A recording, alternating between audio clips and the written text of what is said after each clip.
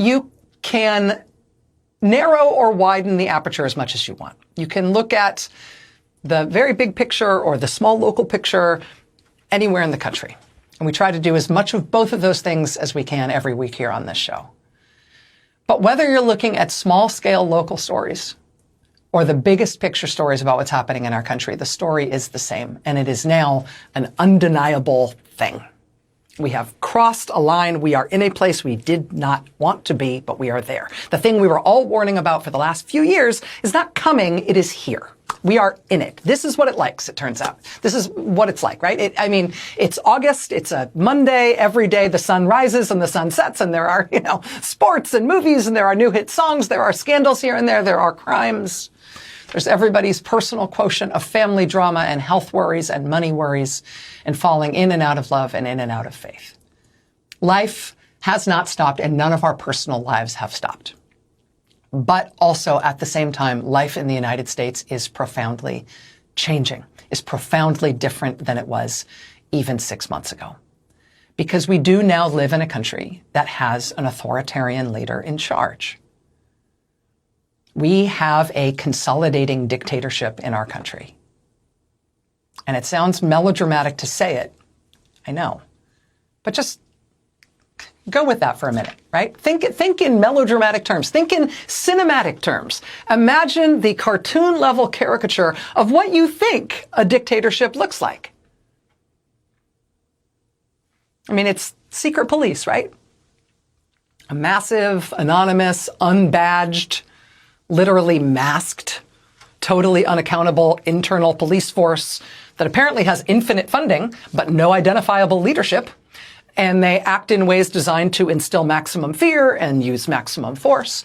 When you imagine an authoritarian country, right, what you imagine is masked secret police breaking people's car windows and snatching people off the streets and out of church parking lots and courtroom hallways and taking them away with no charges, no notice, no paperwork, no explanation, not letting them see lawyers, and then moving them secretly to what are effectively black site prisons, where they won't tell you who's there and where no one's allowed in to see what's going on.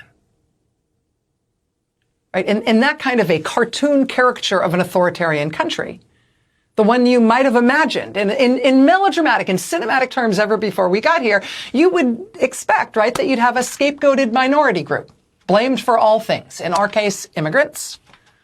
Right? And the new extraordinary powers and shows of force by the secret police, among other things, all these extraordinary powers and shows of force will be framed as necessary to stop this terrible internal enemy. Right? Frame everything as immigration enforcement. Because for immigration enforcement, not only is all force justified, but maximum force is preferred. And they're trying to make it into a national entertainment to threaten to feed immigrants to alligators in South Florida. Right? They're making them eat off dishes on the floor like they're dogs. The Crumb Detention Center in Florida. They want us to like that, right? The Republican Party wants to sell T-shirts about that. And if you think it's only about immigrants, take the president's own word for it when he says the homegrowns are next. And then he starts musing publicly about which Americans he intends to strip of their citizenship.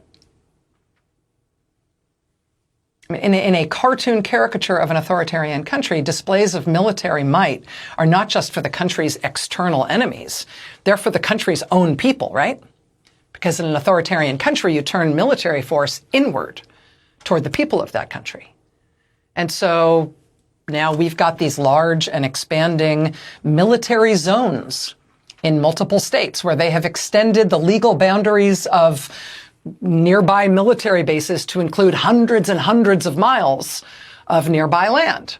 So they can give active duty U.S. troops the power to arrest and search people on U.S. soil. They are now doing that over hundreds of miles of territory in multiple states.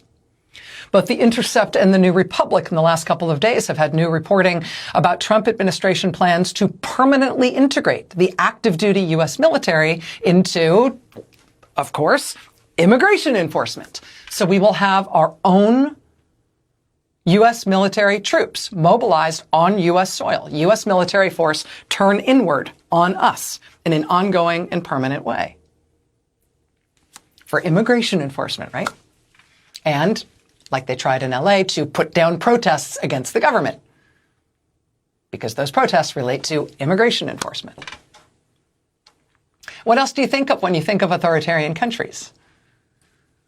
I mean, in the worst case, you think of death camps. We don't have those.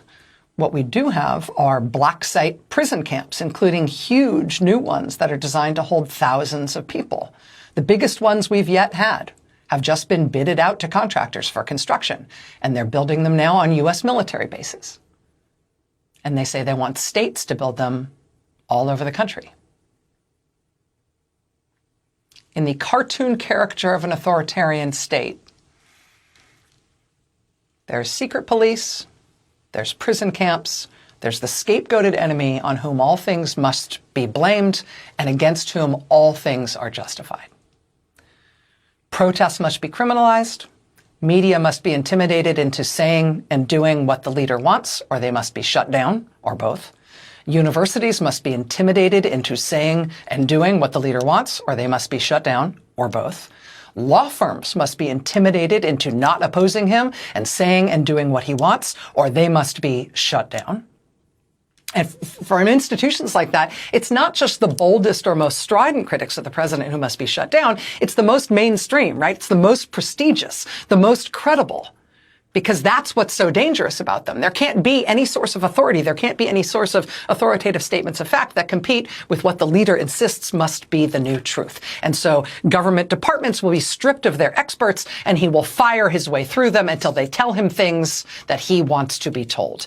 If you want to be a 4-star general or admiral in this military, you must now pass a personal one-on-one interview with the president, who personally will decide if you are to his liking or not to be a flag officer in this military. The intelligence agencies will say that his strike on Iran obliterated their nuclear program because he likes that word, obliterated, and he said it once. And therefore, because he said it, it must be true. And if you say otherwise, you will be fired. The Justice Department will say that the president won not just the last election, but he also won the one before that, the one he actually lost. And anybody who points out that Russia tried to help him win the one before that should be criminally charged for saying that, even though it's true. We are not heading towards something like this. We are there. It is here. It is the environment in which we are now living. And so, given that you now live in a country with an authoritarian leader, the question is, what can you do for your country? The question is no longer how to prepare for this risk or how to try to avert it, but rather how to fight it now that it is here and in effect. And, you know, we're awake now. It's clear. We're all living here. It's very obvious that this is not going to get better on its own. This is not going to fix itself. An authoritarian just seeks more and more and more power throughout not just politics, but through all of society, systematically trying to eliminate any effective means of opposing him. This is a one-way ratchet if we leave it up to him. But that at least does give us some clarity for Americans who do not want to leave it up to him, right? We're beyond waiting and seeing now. It is clear what is going on. It is clear now that these small d democratic tools that we've got right now as a country, these are as good as it is going to get. We are never going to have more resources to fight for our country than we do right now. And so Americans are using those tools, and it is worth paying attention to the ways they are doing it. They are filming the secret police and publicizing everything they are doing. Even when the secret police scream and threaten and say, "You're not allowed to film us," they are filming them. They are following them everywhere they go. They are not letting them have the power of surprise. They are refusing to be afraid to watch them and record them and show what they are doing. We have opposition politicians, Democratic politicians, insisting on being let in, going to the black site immigration prisons and demanding to be let into them.